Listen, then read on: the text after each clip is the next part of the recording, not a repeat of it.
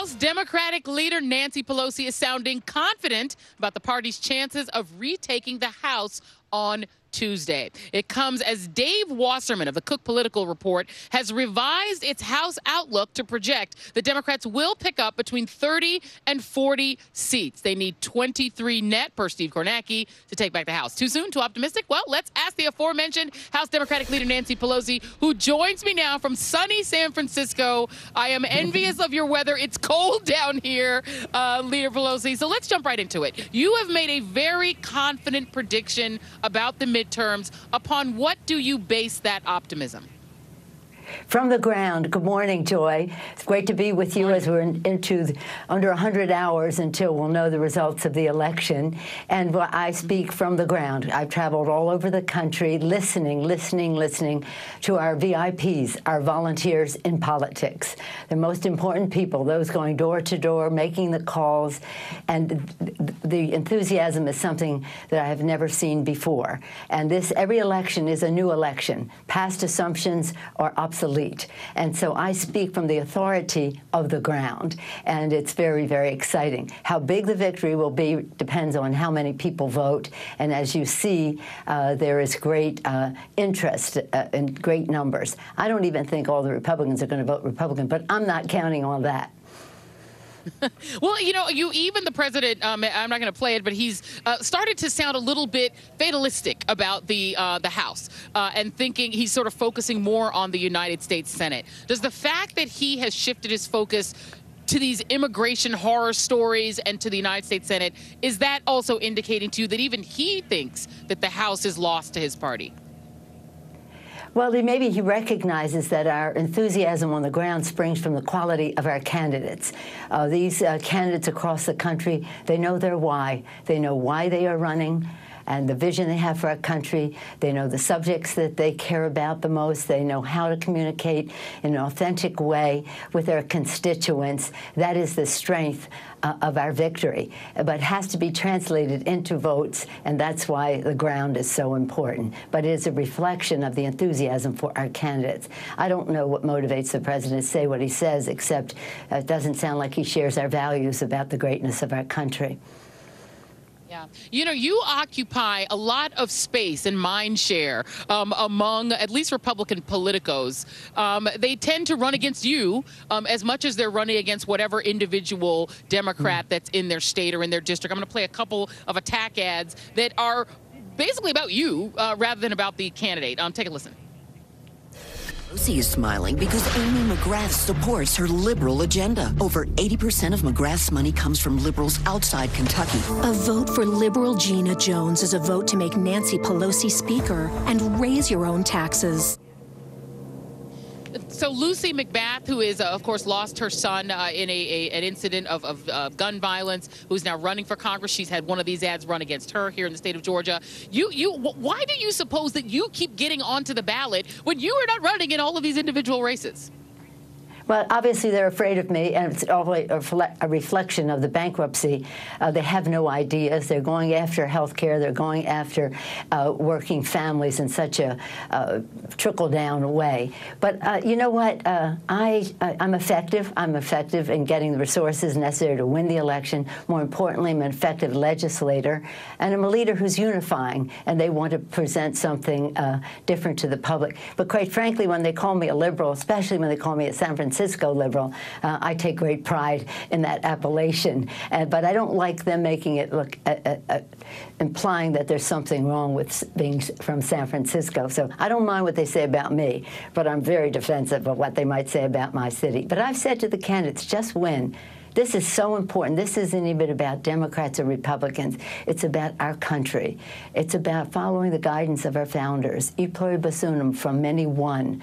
They couldn't imagine how many we would be or how different we'd be from each other, but they knew that we had to strive for oneness. And so when we win, and we will win, and again, I say to some of the commentators who maybe are not on the ground or listening to the ground, we will win. And people have to believe that we will win and act upon that belief. So I'm confident. I don't know how big it will be. I hope it'll be a big victory so we can also win the Senate. I know we'll win governorships. It's so exciting. Gillum, Adams, James, Attorney General, all of these victories, such a transformative election for our country. But it's really about our Constitution. It's about a system of checks and balances that enables us to go forward in a way that honors the Constitution as it unifies the country. And that's what we will do on the first day of Congress, to have a bill, our rules package that comes forward that says we will have transparency so the public can see how they are affected by public policy and legislation. We will have bipartisanship to try to reach out so that we can, again, unify our country. This is a very special time. As horrible as some of it is, in terms of what the administration and the Republicans are saying, not all Republicans are saying that, but the ones in Congress are. It's an opportunity for us to say we can do things differently, we can be respectful of other views, and we can get results for the American people. It's a pretty exciting time, but I've said over and over, and you've heard me say it and others say it, this is the most important election of our time. Each election seems to be, but nothing as crucial as this. Absolutely, and I think one of the reasons I want to talk a little bit about the agenda in theory, not that we're saying the election is over until everybody votes, but I guess the question a lot of people would have is, okay, what would materially be different with Democratic leadership? What specific policies you've talked about a sort of unifying agenda, but what would be on the table? Are we talking about oversight of Donald Trump? Are we talking about backing up Robert Mueller? Are we talking about impeachment? Are we talking about somehow intervening in what's happening at the border? What specific things, what is your 1, 2, 3 agenda that you want to see enacted under Democratic leadership in the House?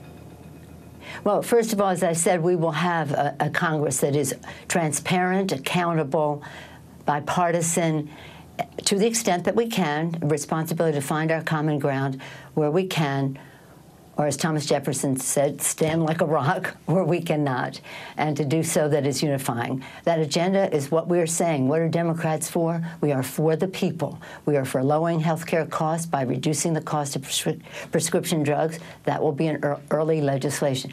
We are for bigger paychecks, lower health care costs, bigger paychecks by building the infrastructure of America. And third, we are for more integrity in government by lowering the influence of big, dark money in politics. That would probably be H.R. 1. Maybe we won't take it up first. It just depends on how the committees act. But that has great support among our candidates. And don't forget, they will weigh in and establish what the agenda is, too. But what we're talking about, lower health care, bigger paychecks, cleaner government. We also will do what we have asked the Republicans to do, to pass bipartisan, common sense background checks that we're not going to rest until we get gun safety legislation passed, protect our dreamers. We've asked the Republicans to do that because we know there's bipartisan support for both of those. That shouldn't be such a heavy lift. Of course, we want to do the Equality Act so that we can end discrimination against the LGBTQ community. And fundamental to it all is the Voting Rights Act. You've talked a good deal about suppression of the vote. The Voting Rights Act, when the court acted, I think they acted incorrectly to limit the voting rights, but they gave Congress opportunity to pass a Voting Rights Act that would correct some of what they said needed to be corrected. It's been years since that happened. The Republicans refused to do it, but that will be central because it's central to our Constitution, the beautiful sacred right to vote. The supporting the Constitution, the oath of office that we take, which is about a system of checks and balances. So when you talk about what is the agenda is to honor our responsibilities to protect and defend, our responsibility to be a check. First branch of government, first our beautiful preamble, Article 1, the legislative branch. And we have a responsibility to be a check and balance, co-equal branch of government with the executive and judiciary. And so we will be doing that. So when you ask about specific oversight, this or that, as it is in keeping with our oversight, our check and balance responsibility in the Constitution. Again, we will choose paths that get results for the American people, for their financial stability in a way that unifies our country. We have to see it as an opportunity. Bishop Barber talks about the unifying role that we need to play in our country. How about Justin? Was that beautiful, the courage of that young man? Something's wrong when a young person goes to a rally and is asked to leave, maybe because of the color of his skin. But again, I think generally in the public there would be a rejection of that attitude, and we cannot treat people the way they treated us. We have to show a better, higher road. Well, in that vein, though, because a lot of... I'm sorry. No, sorry. I was going to ask, because I think a lot of people, who watch the show, a lot of people who've been following what's been going on with the Robert Mueller investigation, expect or anticipate that one of the things Democrats would do would be to convene impeachment hearings or to convene really stringent investigations of Donald Trump, maybe even of Justice Kavanaugh. Is that on the agenda should Democrats take over the House? Well, we have great leaders in the party. Jerry Nadler of Judiciary, Adam Schiff of Intelligence, Elijah Cummings of Government Reform Committee, Benny Thompson of Homeland Security Committee, just to name a few, Maxine Waters in terms of the money laundering aspects. And they will make decisions within their committees as to what oversight and perhaps investigation that we should do, and then that we'll have a consensus within our party about that. We have to wait and see what the Mueller investigation will yield to, but one thing is for sure, that we will be asking for the preservation of the documentation of that hearing. I don't think that you can even talk about impeachment until we see the results of that investigation. And again, we're trying to find unifying solutions. There, people see that we are working primarily on their financial security. So I keep taking it back to what our main purpose is, and other responsibilities that will make judgments as we go along. But we must preserve the documents. I think you'll see early on something about seeing the president's tax returns, an approach that will say every nominee of each party should show his or her tax returns as you go forward. So some issues like that. But again, we cannot... I'm sorry. No, sorry. I wanted to also ask about on immigration, because the president has made this the cornerstone of his closing argument. There is a bill that passed for immigration reform. It passed the United States Senate, did not get even introduced on the floor of the House. If you become a speaker again, Speaker of the House, would you introduce that Senate immigration bill, and do you think it would pass? Well, it would have passed, and we asked the Speaker at the time to bring up the bill, because it was a compromise bill, but it did the job, but they just refused to do it.